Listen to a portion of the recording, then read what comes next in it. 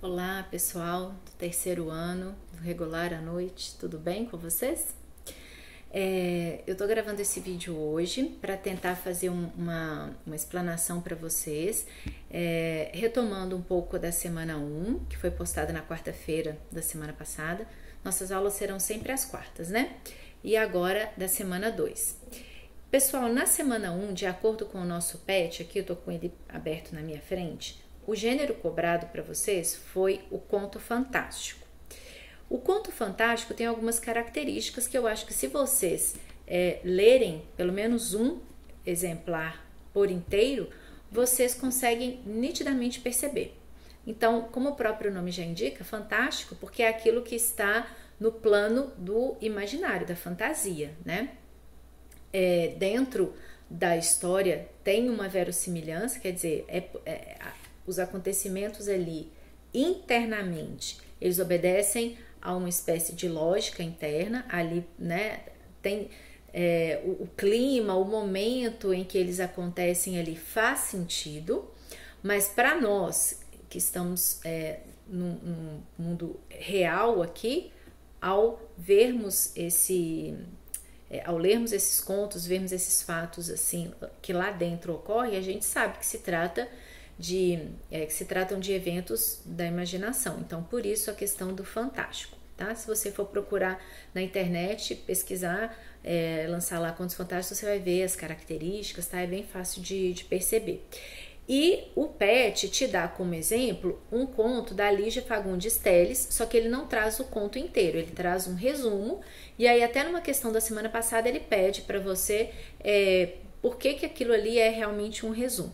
Se tiver alguma dúvida pode me perguntar depois, mas é bem tranquilo, né? Se a gente pensar num resumo, qual é a função de um resumo? Por que a gente pede, nós como professores, por que a gente pede um resumo? Ou, você assistiu tal filme? Me faz um resumo aí. Né? O que é que você precisa fazer para cumprir essa função de produzir um resumo? E aí você teria que identificar. Aí eu, nos slides da semana passada, dei para vocês ali um link para vocês lerem o texto por completo, ele é bem bacana. E também passei um outro link para você ler pelo menos mais um. Não fica com preguiça não, é bem bacana de ler. O autor é o Edgar Allan Poe, e um dos contos que eu mais gosto de trabalhar com os alunos se chama O Gato Preto. Eu passei esse link para vocês na semana passada, né? É uma história bem assustadora. Eu sugiro que vocês leiam já assim com aquele clima de suspense assim que vai criar, tá? Só para vocês terem ideia. A história começa com o personagem central, não é o Gato Preto. O personagem central é o cara que conta a história sobre o Gato Preto, né? Então começa assim, não espero e nem peço que acreditem nessa narrativa, ao mesmo tempo estranha e despretensiosa, quer dizer, ele tá conversando com o leitor, né? Que estou a ponto de escrever. Seria realmente doido se esperasse, nesse caso, em até que mesmo os meus sentidos rejeitaram a própria evidência. Todavia, não sou louco e certamente não sonhei o que vou narrar. Então ele diz, né? Aconteceu de verdade. Mas amanhã morrerei e quero aliviar minha alma. Meu propósito imediato é o de colocar diante do mundo, simplesmente, sucintamente e sem comentários, uma série de eventos, nada mais do que domésticos. Através das suas consequências, esses acontecimentos me terrificaram, torturaram e destruíram. Entretanto, não tentarei explicá-los nem justificá-los. Para mim, apenas horror.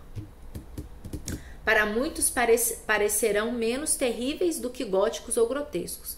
Mais tarde, talvez, algum intelecto surgirá para reduzir minhas fantasmagorias a lugares comuns. Alguma inteligência mais calma, mais lógica, muito menos excitável que a minha, e esta perceberá nas circunstâncias que descrevo com espanto nada mais que uma sucessão ordinária de causas e efeitos muito naturais. Então esse é o primeiro parágrafo, tá? Passei ali para vocês, ele vai contar a história, de qual foi a história dele com esse gato preto, o que ele fez com esse gato, o que aconteceu e como que esse gato ficou aterrorizando ele depois, né? Não deixem de ler, fica a dica, ok? Então isso da semana passada. Aí nesta semana, o PET, caminhando aqui, ele traz como assunto compreensão e produção de textos. E aí ele passa para vocês, trabalha lá principalmente questão de título, dizendo qual a importância do título em um texto. Só para vocês saberem, né? Não sei se algum professor já comentou isso com vocês, mas se você for fazer o Enem, por exemplo, redações do Enem, nessas redações não é obrigatório o uso do título. Você coloca se você quiser. Mas, se você colocar, saiba fazê-lo. Porque um título, ele pode ser, assim, o primeiro chamariz para o leitor. Então, se você vai dar um título a alguma coisa, né, um texto, né, um desenho, enfim, aquilo ali já faz parte da composição. Então, simplesmente um título descritivo, que, né, só conta ali o que vai ser falado, às vezes nem dá tanta vontade da pessoa de ler, né, o texto, de assistir, enfim.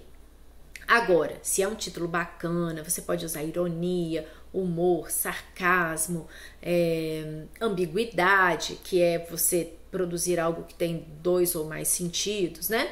Aí já é outra história e fica bem bacana. Então, o PET traz aqui umas atividades muito simples, tá, pessoal? Simples demais para a faixa etária de vocês. Então, vocês cumpram essas atividades aqui, façam. E aí, nos slides que eu vou postar para esta semana agora, né, quarta-feira desta semana, semana 2, aí eu trouxe para vocês um enriquecimento. Eu procurei fazer isso aqui, tá? O que eu imaginei assim? Bom, vocês são alunos do 3º ano. Vocês vão estar em contato, precisam estar em contato com bons textos, né? E que o gênero que vocês vão ser cobrados mais esse texto argumentativo, dissertativo argumentativo, né? Quem for fazer o Enem ou outros concursos aí ao longo da vida, vão ser cobrados nesse tipo textual, né? No dissertativo argumentativo. Então, eu peguei para vocês, eu selecionei 2 textos que obtiveram nota 1000 no Enem, quando foram avaliados. Um, recentemente, no ano passado. O outro, se não me engano, é de 2013, tá? Um tema foi os efeitos da implantação da lei seca no Brasil. Então, a jovem que escreveu esse texto manteve o próprio tema da redação sendo o título. E aí produziu aqui. Esse eu deixei na íntegra para vocês, tá? Vocês vão ver aqui. E o outro texto, nota 1000 do Enem, foi o tema do ano passado, manipulação do comportamento do usuário pelo controle de dados na internet. Aí esse próximo já não tem título, tá? Vale a pena vocês lerem para vocês saberem o que um texto tem que ter para ele ser avaliado com nota 1000.